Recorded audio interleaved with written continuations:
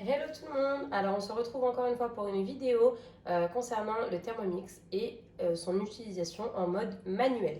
Ici je vous ai préparé une blanquette de veau sur Cookomix, qui est une application gratuite qui a été faite par les utilisateurs du Thermomix. Donc vous allez pouvoir trouver pas mal de recettes dessus, et en l'occurrence quand vous descendez vous avez toutes les étapes, etc., etc., et vous avez même des photos et des commentaires avec ce que les personnes ont fait. Donc c'est une application qui est gratuite comme je vous ai dit, mais qui peut être payante si vous voulez pas de pub, etc., etc. Et de ce côté-là, derrière, vous avez le fameux livre de l'art culinaire marocain. Donc je vais vous montrer avec les deux cas comment on fait pour utiliser le Thermomix en mode manuel. Donc on va commencer par la blanquette de veau.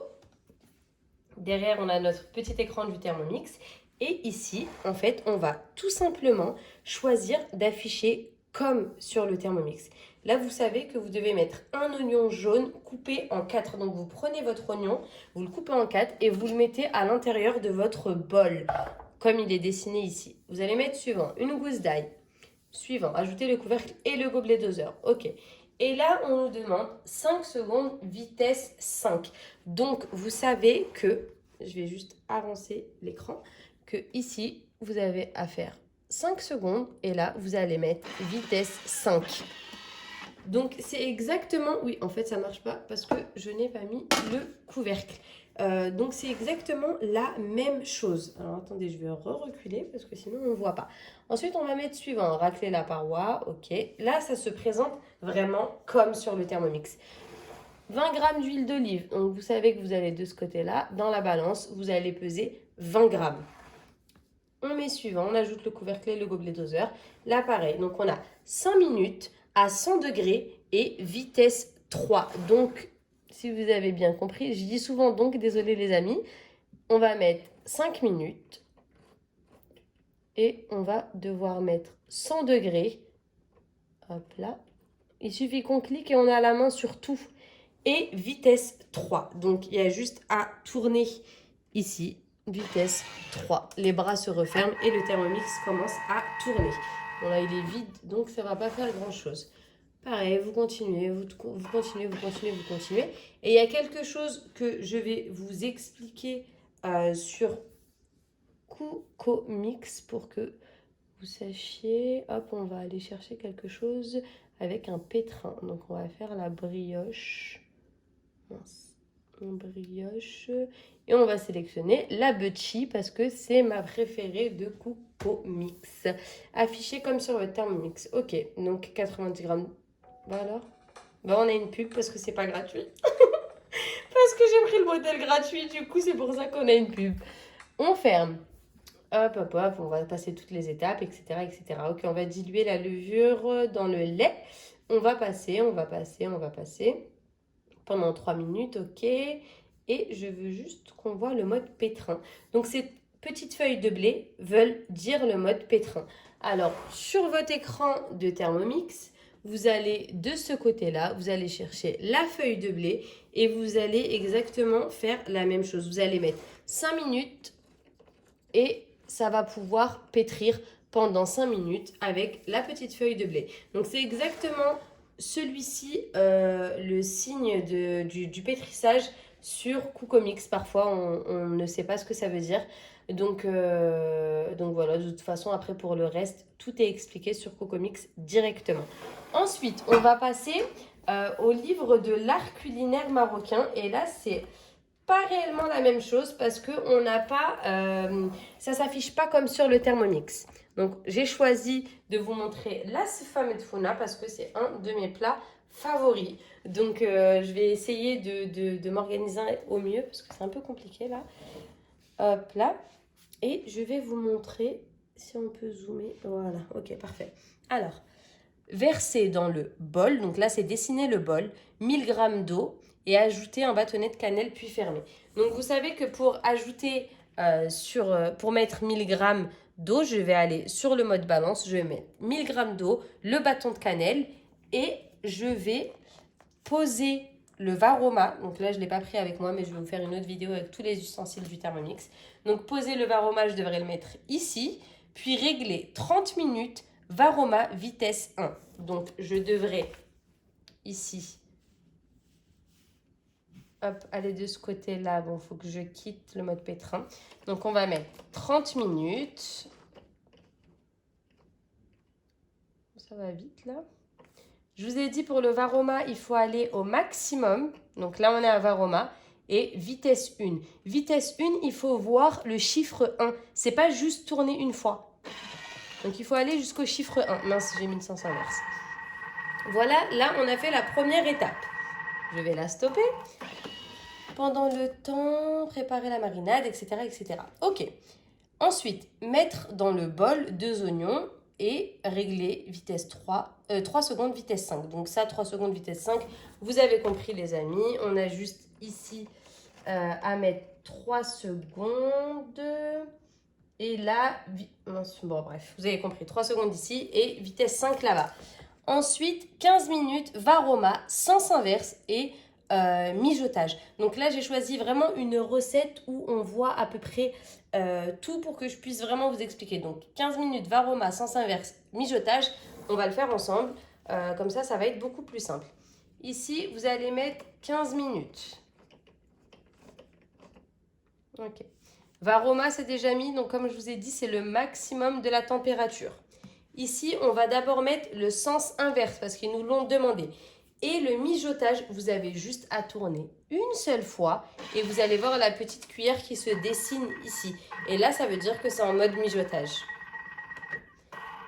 Voilà, normalement, je crois vous avoir plus ou moins montré tout ce qu'il faut parce qu'après, le reste, il n'y a rien de sorcier. Une fois que vous avez compris ça, le reste, ça devrait aller. Quand vous avez vos propres recettes à vous et que vous voulez vous lancer, les faire dans le Thermomix et vous vous demandez comment je fais. C'est pas le jour où on reçoit le Thermomix qu'on arrive à faire ça. On va être honnête et surtout on va être honnête parce que franchement ça se passe pas comme ça.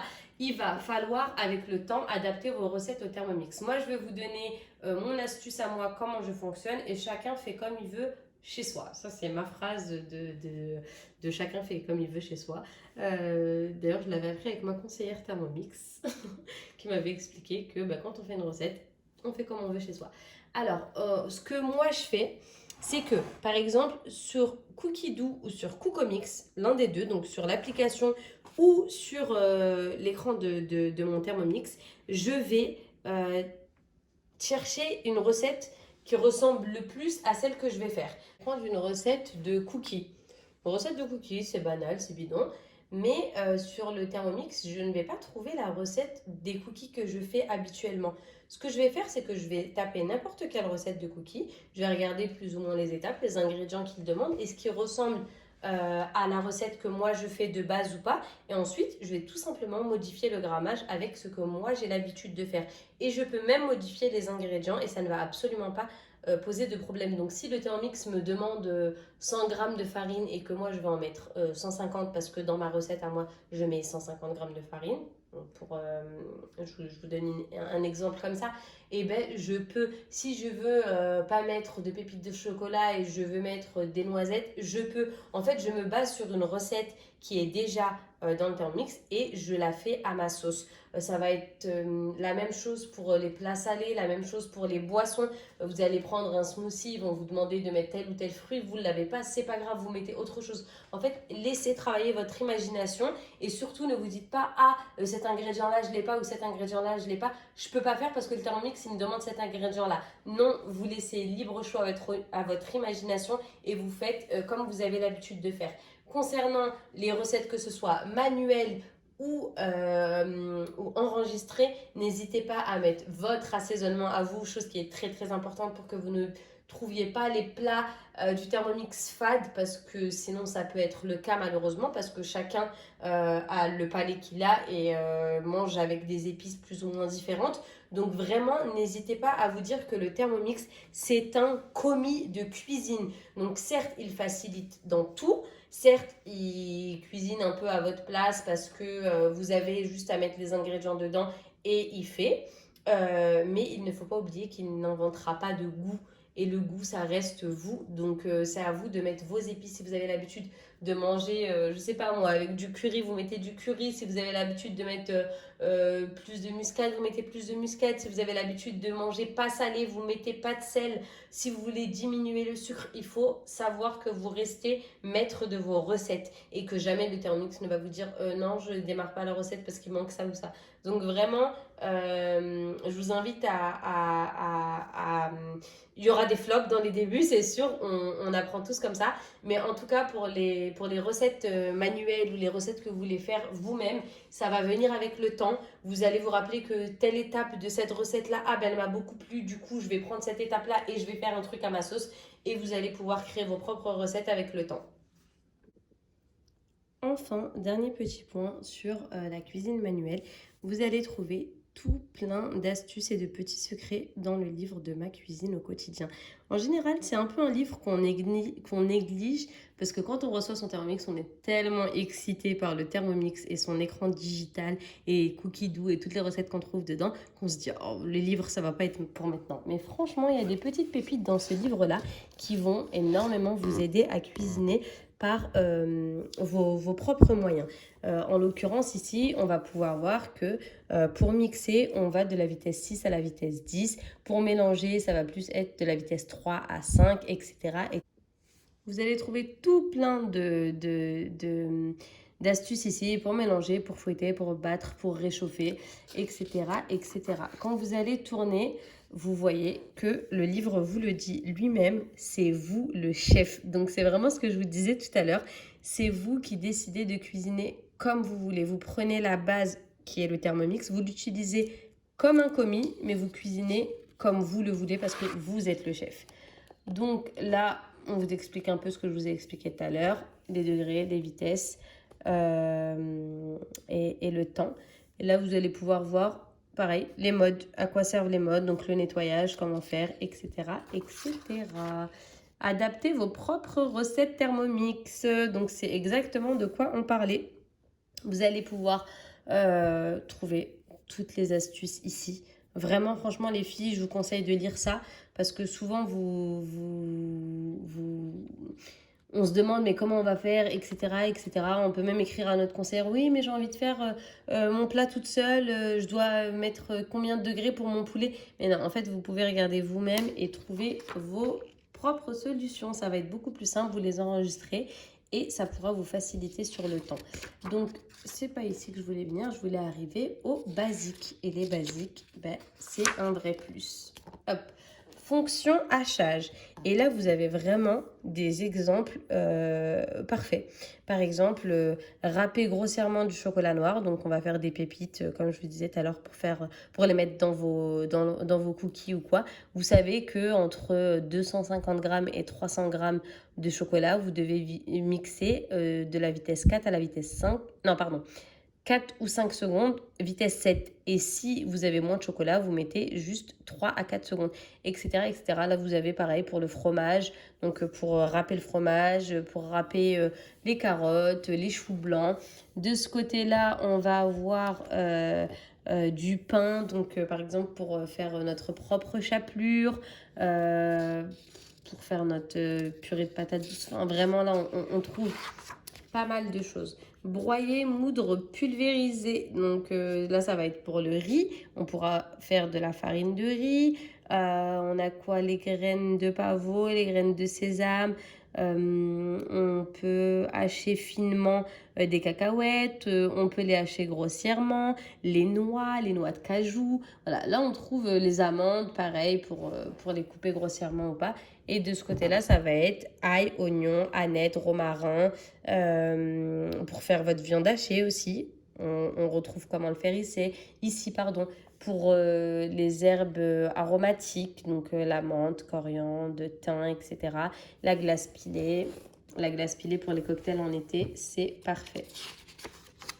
On va tourner de ce côté-là et encore une fois, on va trouver le mode cuisson vapeur. Et là, peut-être que ça peut vous aider. Vous allez trouver comment cuire Là par exemple des brocolis, le grammage et le temps qu'il va falloir, Varoma, dans votre panier cuisson ou dans votre Varoma. Donc c'est écrit. Vous allez trouver pareil, en fait, les bases, des bases. Donc de la rhubarbe, combien de temps ça va cuire, les épinards, combien de temps ça va cuire. Donc tout ça pour voir, ça va vous aider à vous familiariser pardon, avec le Thermomix et vous aider à faire vos propres recettes. En fait, c'est super top, surtout quand vous avez des enfants, que vous voulez commencer à faire les petites purées pour les enfants, à faire les petits pots et tout. C'est hyper intéressant. Comme ça, vous faites à votre sauce. Et même pour les régimes ou pour les personnes qui souhaitent manger en cuisson vapeur, vous allez retrouver tout ce qu'il vous faut. Là, c'est les viandes. Pareil, vous allez savoir combien de temps on va faire cuire. En fait, les filles, j'apprends des choses en même temps que vous. Par exemple, un filet de bœuf 500 grammes, c'est 12 à 30 minutes au varoma. Je ne le savais pas. Il y a des boulettes de viande, il y a tout plein de trucs. Et franchement, c'est pas mal du tout. Ensuite, le reste du livre, ça va vraiment être les basiques de la cuisine française. Donc, tout plein de choses. Là, on va trouver les blancs d'œufs, la crème fouettée, on va retrouver les gratins, les purées, pâtes sablées, pâtes sucrées, baguettes, vraiment tous les basiques. On a ici plus de 200 recettes indispensables. Et sur ces 200 recettes indispensables, je vais vous laisser finir cette vidéo et on se retrouve une prochaine fois. Si vous avez des questions, n'hésitez pas à les mettre en commentaire. Et merci de me suivre.